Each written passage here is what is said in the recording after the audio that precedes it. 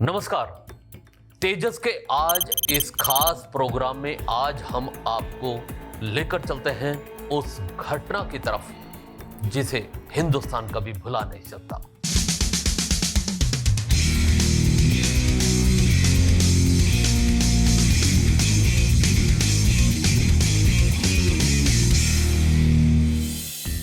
वो शाम भी हर रोज की तरह थी। हर कोई अपनी धुन में मस्त था।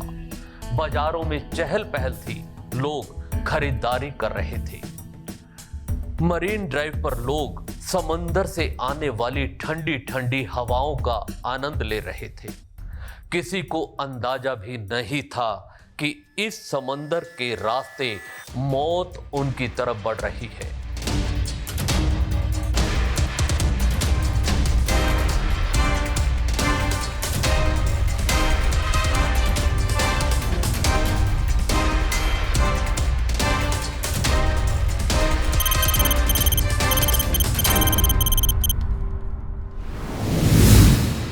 जैसे जैसे रात की चादर छाने लगी वैसे वैसे ही मुंबई की सड़कों पर मौत नाचने लगी थी।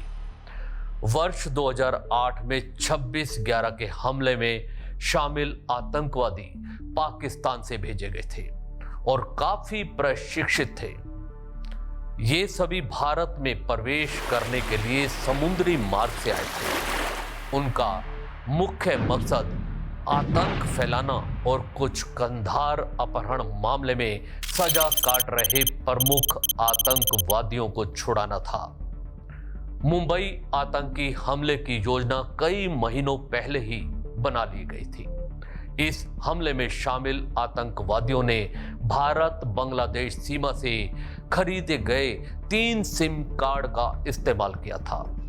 ऐसी भी रिपोर्ट थी कि एक सिम कार्ड अमेरिकी राज्य न्यू जर्सी में खरीदा गया था। इसके बाद योजनाबद्ध तरीके से 21 नवंबर 2008 को 10 आतंकी नाव में पाकिस्तान से गुजरात के रास्ते भारत पहुंचे थे।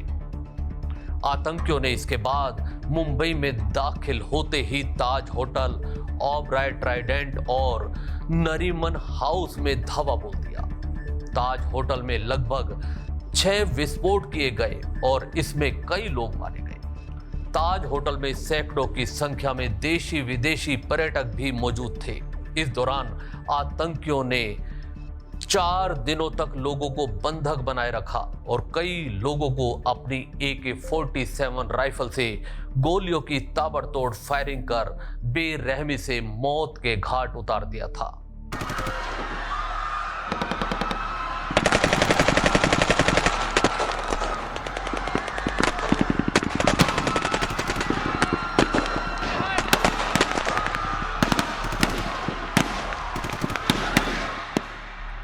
आतंकी अजमल कसाब के साथ साथ एक आतंकी CSMT स्टेशन पर आतंक मचाने के बाद वहां से निकलकर कामा अस्पताल में घुस गए थे, जिसके बाद उन्होंने लगभग करीब 5 घंटे तक इस अस्पताल में भी हमला किया।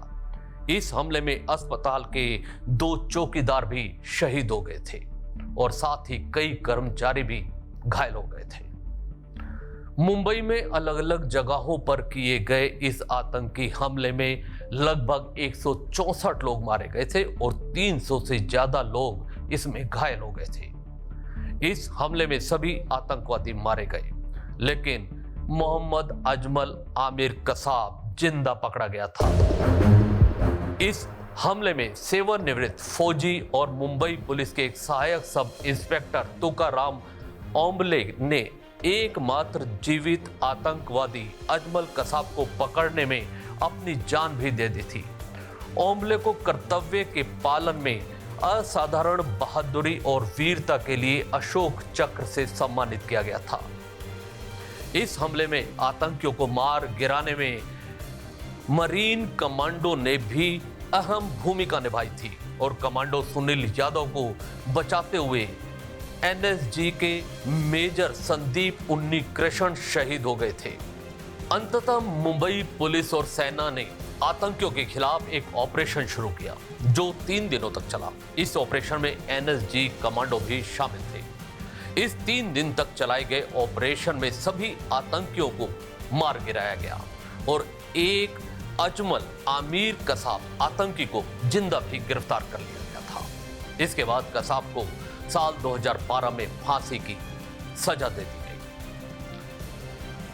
जुड़े रहिए हमारे साथ, देखते रहिए तेजस। फिर मुलाकात होगी अगले एपिसोड में।